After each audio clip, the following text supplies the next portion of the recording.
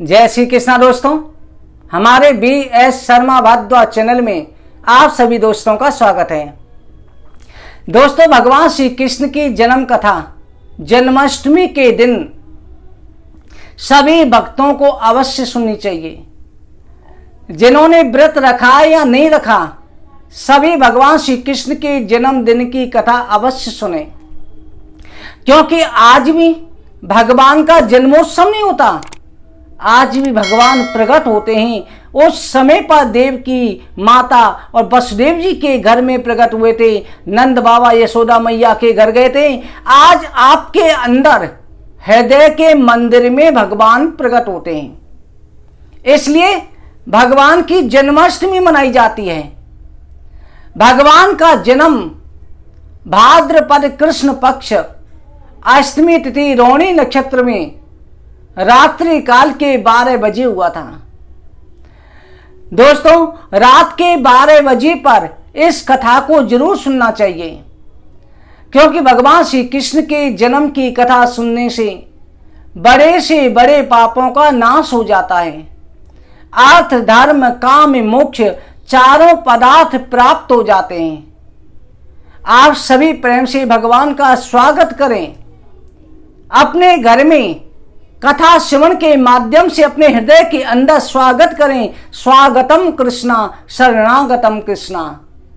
भगवान का स्वागत करें, उनकी शरण ग्रहण करें कि हे प्रभु, हे नारायण, हम आपकी शरण में आए हैं, आप हमारे हृदय के मंदिर में विराजमान हो जाओ।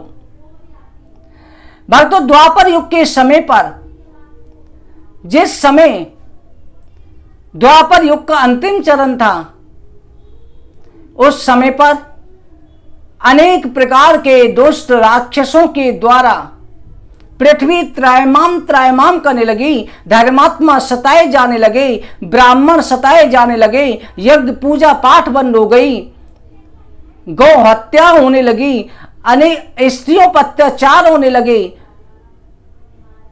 निर्धन को अमीर लोग सताने लगे, चारों त्रायमाम हो रही थी। उस समय पर पृथ्वी व्याकुल हो गई। पृथ्वी व्याकुल होकर के देवराज इंद्र की शरण में गई, कही कि हे देवराज, आप मुझे आज्ञा दें, मैं रसातल को जाना चाहती हूं। देवराज इंद्र जो हैं वो भी राक्षसों से भयभीत थे। पृथ्वी देवी के साथ में ब्रह्मा जी की शरण में पहुंचे और ब्रह्मा जी को सारा दुख निवेदन किया। ब्रह्मा जी ने कहा, देवताओं चिंता ना करो, हम जो है देवादिदेव महादेव के पास चलते हैं। सभी देवता ब्रह्मा जी महादेव जी के पास गए कि हे देवादेव, इस समय पृथ्वी राक्षसों के बाढ़ से पीड़ित हो रही है, अब हम क्या करें। तो उस समय पर महादेव जी ने कहा, हे देवताओं, राक्षस मेरी भक्ति करते हैं, मेरा ही वरदान प्राप्त कर सके हैं, इसलिए मैं उनका वध कैसे करूं। हम नारायण की शरण में चलते हैं। सभी देवता ब्रह्मा जी शंकर जी नारायण भगवान के पास क्षीर सागर पहुंचे और वहां जाकर के पुरुषसूक्त के द्वारा स्तुति करने लगे। भगवान श्री नारायण प्रकट हुए।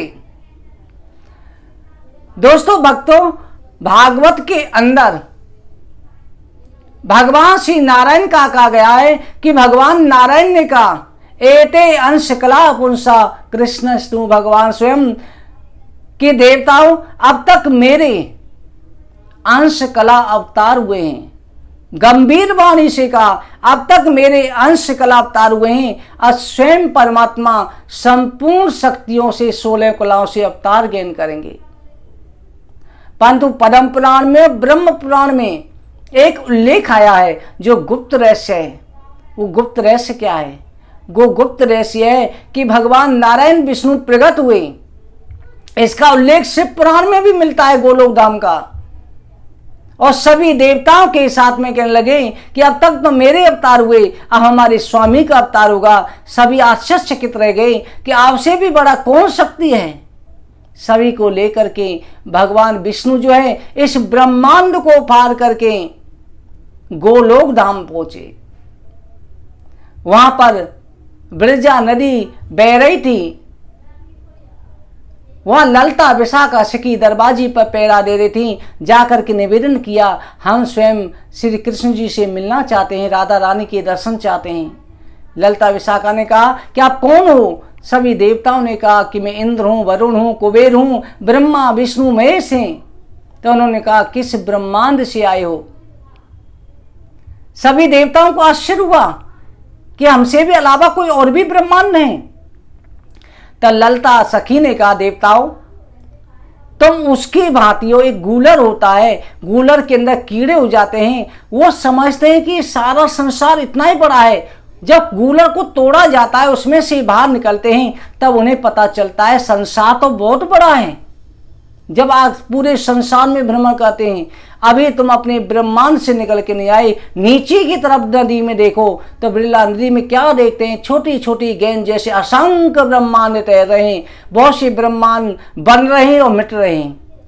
कहा कि ये सभी ब्रह्मांडों में ब्रह्मा विष्णु महेश हैं, देवी देवता हैं, असंख्य ब्रह्मा विष्णु महेश हैं जो यहाँ पर हाजिरी लगाते हैं। केवल एक सदाशिव और श्री कृष्ण, शिव जी का एक रूप और है सदाशिव, जो शिवलोक में रहते हैं। शिवलोक और गोलोकधाम इस ब्रह्मांड से अलग है, पर रूप सभी एक ही हैं, पर मेन तत्व वह है।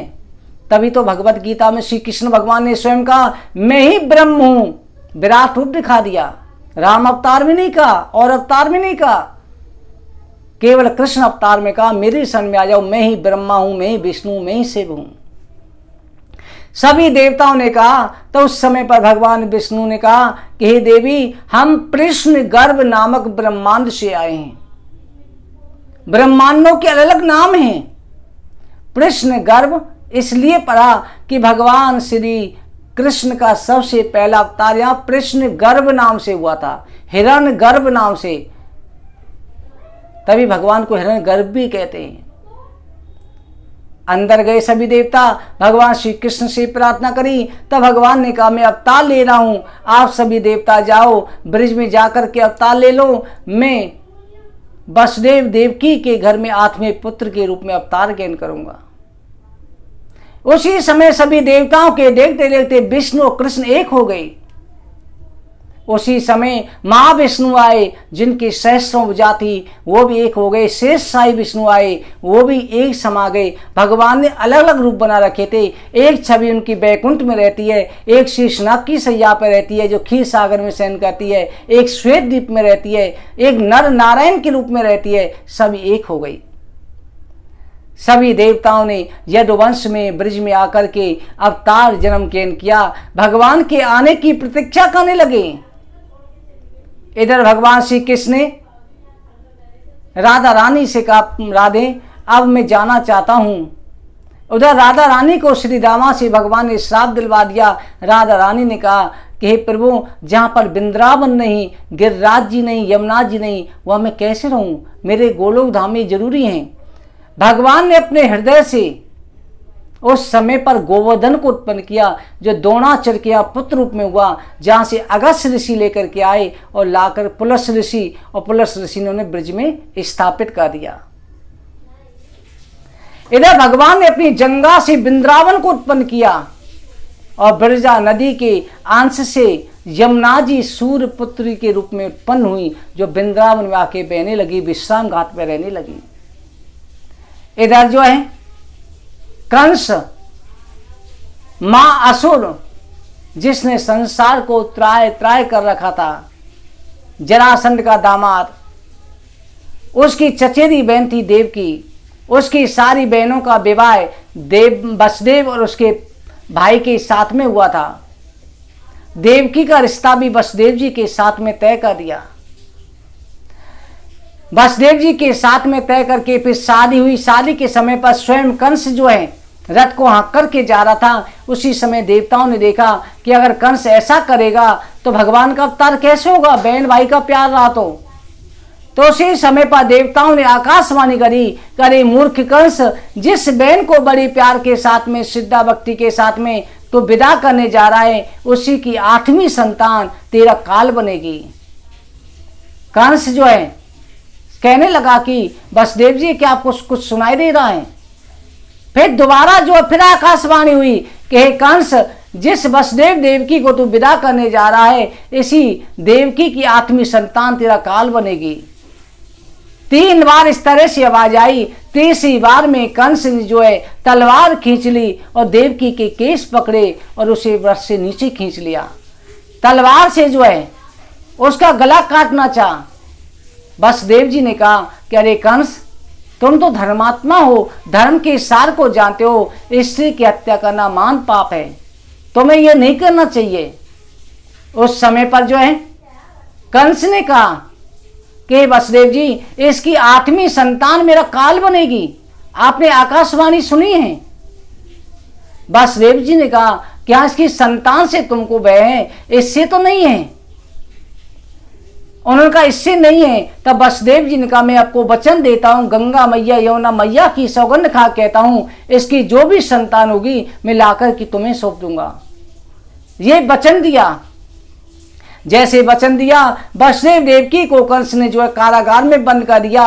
पहले पुत्र के रूप में जो है कीतमान नामक पुत्र हुआ, जिसे ले जाकर के वसुदेव जी ने कंस को सौंप दिया।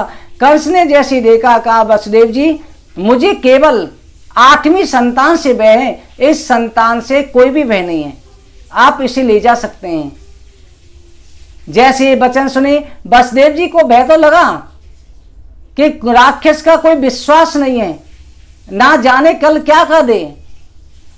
भयभीत होकर के ले गए। इधर देवताओं ने देखा तो नारद जी आए, कंस से कहा कंस, अभी वसुदेव देवकी की कोई संतान हुई या नहीं हुई? उनका महाराज हुई तो थी, पर मैंने लौटा दी। तो उस समय पर नारद जी ने कहा, मूर्ख, तू नहीं जानता, ये 8 रेखा देख, प्रत्येक रेखा 8वीं होती है। जैसे कंस ने यह समझा, उसी समय पर कंस दौड़ा दौड़ा गया और जाकर के देवकी के गोद से पुत्र को खींच लिया और लेकर के पत्थर पर दे मारा। इस तरह से 6 संतानों का वध कर दिया। 7वीं संतान के रूप में स्वयं शेषनाग जी पधारे, जिनको भगवान की योग माया ने खींच करके ब्रजधाम में, गोकुल में, रोहिणी के घर में गर्भ में स्थापित कर दिया। 8वीं संतान के रूप में स्वयं नारायण पधारे। भादों का महीना, भाद्रपद का महीना, बरसात हो रही है। कृष्ण पक्ष अष्टमी तिथि, रोहिणी नक्षत्र, वृष राशि में चंद्रमा, सर्वा सिद्ध जयंती योग बन रहा है। बुधवार का दिन है। सभी देवता आकाश में नगाड़े बजाने लगे। उस समय पर भगवान रात के 12 बजे पर चंद्रमा के अंदर अपने चतुर्भुज रूप में प्रकट हुए। वसुदेव देवकी को दर्शन दिए। उस समय पर वसुदेव देवकी ने प्रार्थना करी, सत्यव्रतम सत्य परम त्रिसत्यम सत्यस्य योनि नित्यम च सत्य सत्यात्मकम तम सत्यनेकम सत्यात्मकम तम शरणम प्रपद्ये। हे प्रभु, आप ही सत्य हो, आपके अलावा संसार में कुछ भी सत्य नहीं है। भगवान ने वसुदेव देवकी से कहा कि मैं आपके पुत्र रूप में अवतीर्ण हो रहा हूं, मुझे ब्रज में यशोदा मैया नंद बाबा के यहाँ पहुंचा देना। इतना कहकर के भगवान बाल स्वरूप में प्रकट हो गई।